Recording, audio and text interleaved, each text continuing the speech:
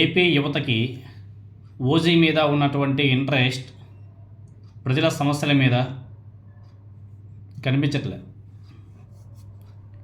ఈ కూటమి అధికారం చేపట్టిన తర్వాత మేజర్గా చెప్పుకోవాలంటే విశాఖపట్నం స్టీల్ ప్లాంట్ని తుకడాలుగా నరికి అమ్మేస్తున్నారు. 10 మెడికల్ కళాశాలను ప్రైవేట్ వ్యక్తుల చేతుల్లో పప్పు బెల్లల్లాగా పెడుతున్నారు. అయినా కానీ ఏపీ యువత నో స్పందన. ఫీజు రీయింబర్స్మెంట్ విద్యార్థులకు రావడం లేదు. కాలేజీలన్నీ కూడా విద్యార్థులకు వార్నింగ్ ఇస్తున్నారు. ఫీజులు కట్టాలా లేకపోతే మీకు హాల్ టికెట్లు ఇవ్వం అని చెప్పేసి బెదిరిస్తున్నారు. యువతలో నో రెస్పాన్స్. ఫీజు రీయింబర్స్మెంట్ ఇవ్వడం లేదని చెప్పేసి డిగ్రీ కళాశాలలన్నీ కూడా మేము మూసేస్తామని చెప్పేసి వాళ్ళ ప్రభుత్వానికి అల్టిమేటం జారీ చేసిన యువతలో నో రెస్పాన్స్.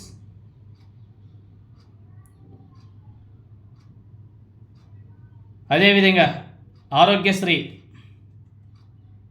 ఆరోగ్యశ్రీని కూడా పీకేస్తూ పోతుంటే యువత నుంచి నో రెస్పాన్స్. రీసెంట్గా విశాఖపట్నంలో ఫుడ్ కోర్ట్ దాని మీద డిపెండ్ అయి జీవించే అనేక కుటుంబాలు రోడ్డున పడ్డాయి. వాటిని ప్రశ్నించడానికి ఎవరు ముందుకు రావడంలే, యువత అసలు రెస్పాన్స్ కావడంలే. కానీ ఓజీ సినిమాకి యువత 1000 రూపాయలు పెట్టి టికెట్ కొనడానికి సిద్ధం, 1,00,000 రూపాయలు పెట్టి బెనిఫిట్ షోలకి వెళ్ళడానికి సిద్ధం, లక్షలు పెట్టి టికెట్ కొనడానికి కూడా సిద్ధంగా ఉన్నారు. సినిమాల మీద ఉన్నటువంటి మక్కువ, సినిమా హీరోల మీద ఉన్నటువంటి ప్రేమ, పేద ప్రజలకు అందించే వైద్య కళాశాలను ప్రైవేటీకరణ చేస్తుంటే దాని మీద ఎందుకు చూపడం లేదు? విశాఖ స్టీల్ ప్లాంట్ ఆంధ్రుల హక్కు అనేసి ఆ నినాదంతో కొన్నేళ్ల క్రితం అనేక మంది ప్రాణాలు అర్పించి స్టీల్ ప్లాంట్ని మన ఆంధ్రప్రదేశ్లో పెట్టి నడిపిస్తుంటే దాన్ని ఈజీగా ప్రైవేటీకరణ చేస్తుంటే ఎవరు కూడా ప్రశ్నించడం లేదు. ఇలా చెప్పుకుంటే 1 కాదు 2 కాదు 3 కాదు అనేక విషయాలు ఉన్నాయి. కానీ వీటికి యువత ఎందుకు స్పందించడం లేదు? తెలంగాణలో చూడండి, హైదరాబాద్ సెంట్రల్ యూనివర్సిటీకి సంబంధించినటువంటి ప్రభుత్వ భూమిని అక్కడ ప్రభుత్వం ప్రైవేటు వ్యక్తుల చేతుల్లోకి పెట్టడానికి సిద్ధమైనప్పుడు అన్ని యూనివర్సిటీల నుంచి విద్యార్థులు రోడ్డు మీదకి వచ్చి ధర్నాలు చేసి, రాస్తారోకోలు చేసి, నిరసనలు తెలియజేసి రాష్ట్ర వ్యాప్తంగా కాదు దేశవ్యాప్తంగా బాగా పాపులర్ అయినాయి. దెబ్బకి ప్రభుత్వాలు కూడా వెనుకడిగి వేయాల్సిన నెసెసరీ ఏర్పడింది. అదేవిధంగా తమిళనాడులో జల్లికట్టు వాళ్ళ రాష్ట్ర క్రీడగా వాళ్ళు భావిస్తూ ఉంటారు. దాన్ని బ్యాన్ చేసినప్పుడు కూడా యావత్ తమిళనాడు రాష్ట్రం మొత్తం కూడా యువత రోడ్డు మీదకి వచ్చారు. పార్టీలకు అతీతంగా అన్ని రాజకీయ పార్టీలు ఏకమయ్యాయి. సెలబ్రిటీల నుంచి కింది స్థాయి వరకు అందరూ కూడా ఏకమయ్యి మళ్ళీ జల్లికట్టుని వాళ్ళ రాష్ట్రంలో తెప్పించుకున్నారు, నడిపిస్తున్నారు. పక్క రాష్ట్రాల్లో అలా ఉంది. కానీ ఏపీలో యువత మాత్రం సినిమాల గోల, హీరోకి ఫ్లెక్సీలు కట్టడం, హీరోలకి పాలాభిషేకం చేయడం, హీరోల కోసం కోసుకోవడం, వేలు పెట్టి టికెట్లు కొని సినిమాలు చూడడం, లక్షలు పెట్టి టికెట్లు. ఎవరో నేను చూసి ఆ చిత్తూరు జిల్లాకు సంబంధించి ఎవరో ఒక జనసేన పార్టీ అభిమాని అంట 1,00,000 రూపాయలు పెట్టి సినిమా టికెట్ కొన్నాడు. ఎటు పోతున్నారు యువత మనకు అర్థం కావడం లేదు. రీసెంట్గా పాపం విశాఖపట్నంలో ఫుడ్ కోర్ట్ మీద డిపెండ్ అయ్యి జీవించే ఫ్యామిలీస్ అన్నీ కూడా రోడ్డున పడ్డాయి. లవో దివో అని చెప్పేసి ఏడుస్తున్నారు. రెక్కాడితే కానీ డొక్కాడి కుటుంబాల బతుకులు రోడ్డున పడ్డాయి. 1,00,000 మెజారిటీతో కూటమి అభ్యర్థులను గెలిపించామంటే తమకు కూటమి ప్రభుత్వం ఇస్తామంటే బహుమానం ఇదేనా అని చెప్పేసి వాళ్ళు బాధపడుతున్నారు. హైదరాబాద్లో హైడ్రా తరహాలో విశాఖపట్నంలో ఫుడ్ స్ట్రీట్స్కి జీవీఎంసీ అధికారులు బుల్డోజర్లు పంపించారు.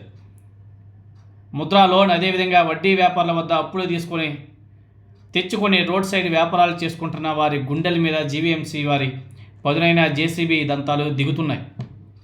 ఎవరు కూడా పట్టించుకోవడం లేదు. విశాఖపట్నంలో జీవీఎంసీ ఆధ్వర్యంలో ఆపరేషన్ లంగ్స్ పేరుతో రోడ్ సైడ్ ఉన్నటువంటి షాపులన్నింటిని కూడా తొలగింపు ప్రక్రియ కూడా చేపట్టేశారు. జీవీఎంసీ వారి కారణాలు వారికి ఉన్నప్పటికీ ఆ షాపుల ద్వారా పిల్లలను పోషించుకుంటున్న కుటుంబాలు కన్నీరు మున్నీరు అవుతున్నాయి, కన్నీరు పెడుతున్నారు.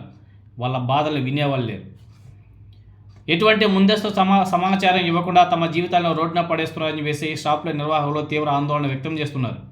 అయినా కానీ పట్టించుకునే నాదులే. మమ్మల్ని రోడ్డు మీద పడేస్తున్నారు, మా కొట్టడం సూపర్ 6 పథకంలో భాగమా? మీ స్పెషల్ ఫ్లైట్ల ఖర్చు అంతా కూడా ఉండదు కదా మా బతుకులు. ఓట్లు వేసినందుకు మాకు తగిన బుద్ధి చెప్పారు. మేం పిల్లతో ఎలా బ్రతకాలి? గతంలో ఎప్పుడూ ఇలాంటి ఇబ్బందులు లేవు. స్మార్ట్ సిటీ పేరుతో మా పొట్ట కొడుతున్నారు. అధికారులను బ్రతిమలాడినా వినిపించుకోవడం లేదు. అప్పులు చేసి షాపులు పెట్టుకుంటే ధ్వంసం చేశారు. ఆ షాపుల మీదే డిపెండ్ అయి బతుకుతున్నాం. ఆ షాపుల మీదే లోన్ ఇచ్చారు, ముద్రా లోన్ ఇచ్చారు.